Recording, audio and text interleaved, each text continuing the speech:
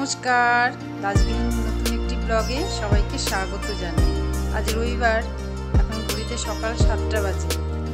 প্রত্যেক রবিবারের তুলনায় আজকের রবিবারটা একটু আলাদা বলতে প্রত্যেক রবিবারের কাজের তুলনায় আজকের রবিবারের কাজগুলো একটু আলাদা।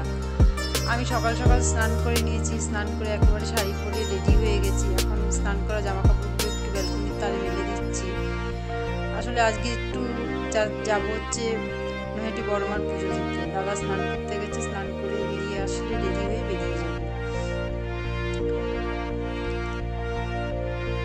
গত রবিবারে গিয়েছিলাম তারকেশ্বরে বাবা তারকনাথের মন্দিরে পুজো দিতে, আর আজ যাব নৈহাটি বড়মার মন্দিরে পুজো দিতে।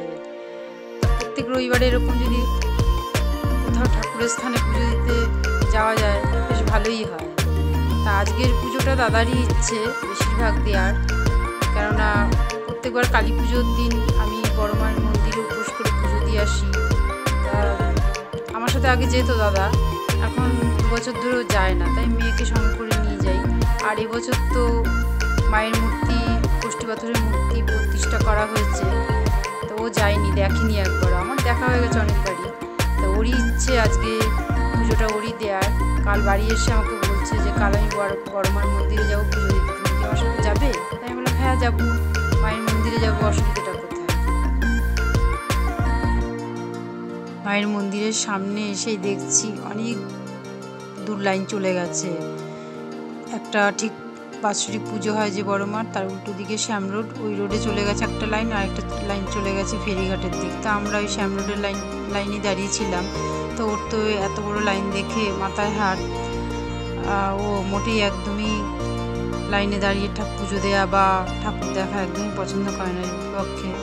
তা আমি বললাম পুজো যখন দিতে এসছি একটু তো কষ্ট করতেই হবে, তুমি সাইডে দাঁড়াও, আমি লাইনে দাঁড়াচ্ছি। আসলে কি বলতো, আগে না এত ভিড় হতো না বড় মায়ের পুজো দেওয়া। এবছর মায়ের কষ্টি পাথরের মূর্তি প্রতিষ্ঠা করার পরের থেকে অনেক দূর দূর থেকে লোকে আসে পুজো দিতে, ঠাকুর দেখতে, সে কারণেই এত ভিড়। আর এমনিতেও শনিবার মঙ্গলবার একটু বেশি ভিড় হয়, আর আজকে তো ছুটির দিন রবিবার, সেই জন্যই এত ভিড়।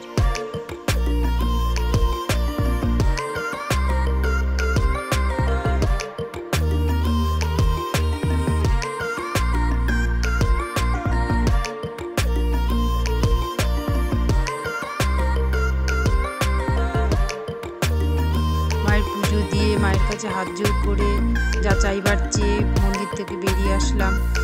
ভিতরে ভিডিও করা নিষেধ, যার জন্য কোনো ভিডিওই করতে পারিনি মায়ের, নয়তো তোমাদের দর্শন করাতে পারতাম। এখানে আমি মায়ের কিছু ফটো বিক্রি হচ্ছে, ফটোগুলো দেখছি যে এখন একটা ফটো নেওয়া যায় কি না। ফটো ফ্রেমগুলো জানো তো খুব একটা ভালো না, মানে পছন্দ হচ্ছে না। তো আমার বাড়িতে অনেক ছোট বড় অনেক ফটো আছে, তো ভাবলাম যে ওখান থেকেই কোনো একটা ফটো নয়তো বাঁধিয়ে নেব।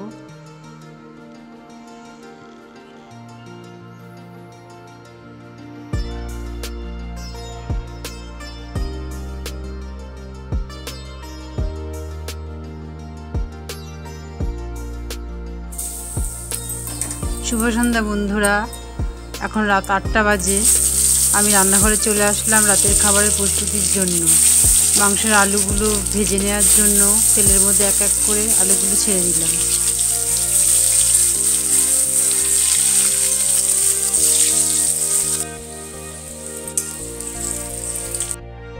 এদিকে আলুটা ভাজা হয়ে এসেছে, আর এটা হচ্ছে চিকেন। ওবেলার পুজো দিয়ে বড়মার পুজো দিতে গিয়েছিলাম, পুজো দিয়ে আসার পথে মাংসটা এনেছিলাম। মাংসটাকে আমি ওবেলায় ধুয়েই ভালো করে টক দই দিয়ে আর মশলা দিয়ে, লঙ্কার গুঁড়ো, ধনের গুঁড়ো আর জিরের গুঁড়ো দিয়ে এটা ম্যারিনেট করে রেখেছিলাম। আর এখানে পেঁয়াজ কেটে রেখেছি, আর এই মিক্সিতে আমি মশলাটা করে রেখেছি, আদা রসুন আর দারচিনি, গোলমরিচ, লবঙ্গ সব দিয়ে একসাথে করে রেখেছি, কেননা গরম মশলাটা, গুঁড়ো গরম মশলাটা শেষ হয়ে গেছে, বাটা হচ্ছে না, সেই জন্য একসাথেই করে রেখেছি।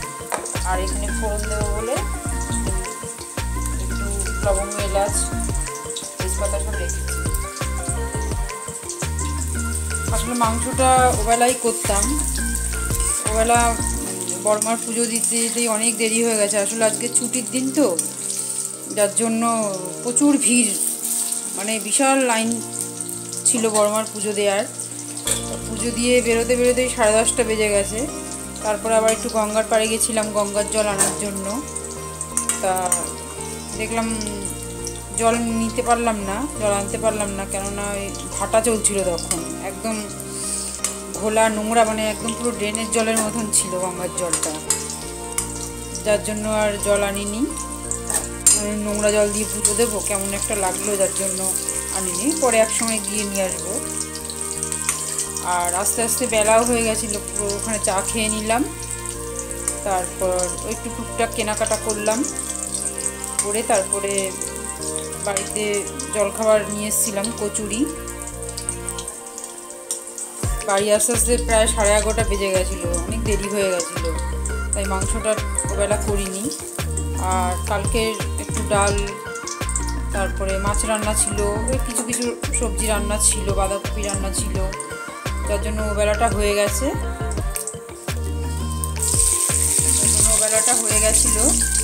আর সেই জন্য মাংসটা রান্না করিনি, ম্যারিনেট করে রেখে দিয়েছিলাম। আর এখন রান্না করছি, এখন মাংস রান্না করবো। তোমাদের দাদা বলেছে মাংসটা রান্না করো, মাংস, আর এবেলা ভাত খাবো না, একটু রুটি করবো। রুটি মানে ও লুচি পরোটা হলে বেশি খুশি হয়, আমাদের লুচি পরোটাটা বিশেষ করে খুব খাওয়া হয়, ওর টিফিনেও দেওয়া হয়, যার জন্য এত ময়দার জিনিস খাওয়া তো ভালো না। ওই জন্য আমি বললাম রুটি করবো। বললো ঠিক আছে, তাহলে রুটি আর মাংসটাই করো।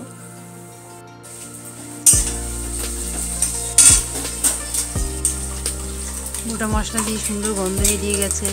এবার পেঁয়াজটা দিয়ে দিলাম, পেঁয়াজটা একটু হালকা করে ভাজা ভাজা করে তারপরে এই আদা রসুন বাটা এই মশলাটা দিয়ে দিলাম, দিয়ে এটা একটুখানি হালকা করে ভাজা ভাজা করে তারপর আমি ম্যারিনেট করা মাংসটা দিয়ে দিলাম। আজকের মাংসের পিসটা একটু বড় আছে, যার জন্য গ্যাসের ফ্লেমটাকে একটুখানি কমিয়ে দিয়ে বেশি সময় ধরে কষাতে হবে, নয়তো বাড়িয়ে দিলে কি হবে, উপরটা সেদ্ধ হবে, ভেতরটা শক্ত থাকবে, খেতে ভালো লাগবে না। সেই জন্য একটু সময় ধরে গ্যাসের ফ্লেমটাকে কমিয়ে দিয়ে বেশি সময় ধরে রান্না করতে হবে। এমনিতেও খুব একটা ঝোল আজকে করবো না, কেননা রুটি দিয়ে খাওয়া হবে, একটু কষা কষাটা দিয়ে করবো। আর শীতকাল মাঝে মধ্যে জানো তো বেশ এরকম কষা কষা মাংস রুটি বা লুচি বা পরোটা দিয়ে ভালোই লাগে খেতে, আমাদের এটা মাঝে মাঝেই হয়। গরমকালে বৃষ্টি হলে একটু ঠান্ডা ঠান্ডা ওয়েদার হয়ে যায় তখন, আর এই শীত পড়লেই ব্যাস, এই কদিন বাদে বাদে চিকেন নিয়ে আসবে, চিকেন দিয়ে রুটি হয়তো লুচি পরোটা এই প্রায় দিনই চলবে। আর শাকের পরোটা, মেথি শাকের পরোটা বা পালং শাকের পরোটা, আর পিঠে পায়েস, এগুলো তো আছেই। আমাদের প্রত্যেক বাঙালির ঘরে ঘরেই একটা শীতকালে খাওয়ার উৎসব শুরু হয়ে যায়।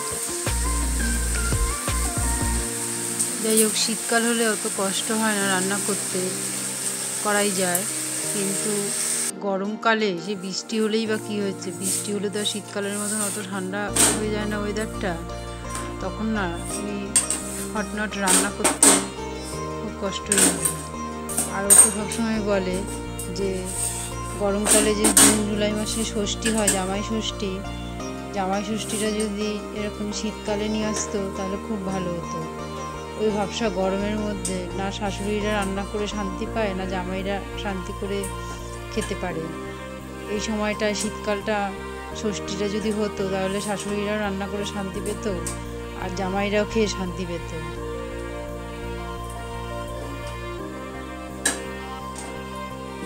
মাংসটা কষিয়ে ওর মধ্যে জল দিয়ে ঢাকা চাপা দিয়ে তারপর আমি রুটির জন্য আটাটা মেখে রেখেছিলাম।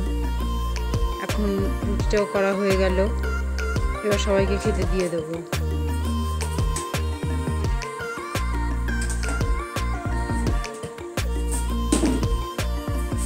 শীতের রাত 10টা মানে অনেক, 10টা বেজে গেছে, ঠান্ডাটাও আস্তে আস্তে বাড়তে শুরু করেছে।